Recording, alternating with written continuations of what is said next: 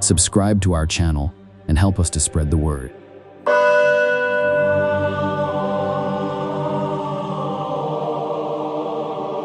January 20th, 2024.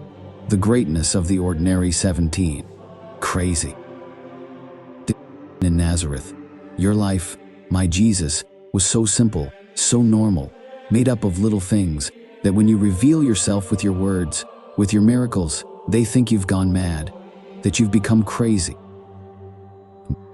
At that time, Jesus went home with his disciples, and again, a crowd gathered, so much so that they couldn't even eat. When his family heard about this, they went to take charge of him, for they said, "He is out of his mind." People come in a rush, they don't count the hours. Morning, noon, and evening, they seek you, and you don't even have time to eat. But your family, your relatives, think it's all madness. They don't stop to listen to your words. They can't understand why 30 years of darkness, and now this burst of light.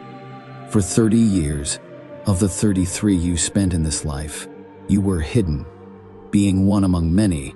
Only your mother knew who you were. She meditated in her heart on the teachings of your concealment. Because you, my Lord, teach me a great lesson in these years. You write in the book of life some golden pages. Teenage Jesus, young Jesus, you are one among many, with their games, their questions, their growth, their learning, their family life, their work, their songs, their prayers. It's Jesus, the Master, who is teaching me a great lesson. He opens the doors of his house, his workshop, his simple life for me to discover the infinite value of his hidden life. His childhood games, his work with wood, his family gatherings, his trips to the well. Everything was pleasing to God and opened the doors of paradise for me. Jesus of Nazareth, may I take from you the courage of my simple life, of my ordinary life, discovering that everything I do, even if it's just frying an egg, is an act of love if I unite it with your hidden, simple life there in Nazareth. Mary, you never stopped being surprised and smiling when you saw your Jesus asking, learning, and being one among men. I ask you, Mother, not to stop turning my ordinary life into a path of love, even if some think I'm crazy. And now, after this brief guided meditation, we will continue with a theological commentary on the passage MK 3:20-21. The passage from Mark presents an intriguing moment in the ministry of Jesus that prompts significant theological reflection.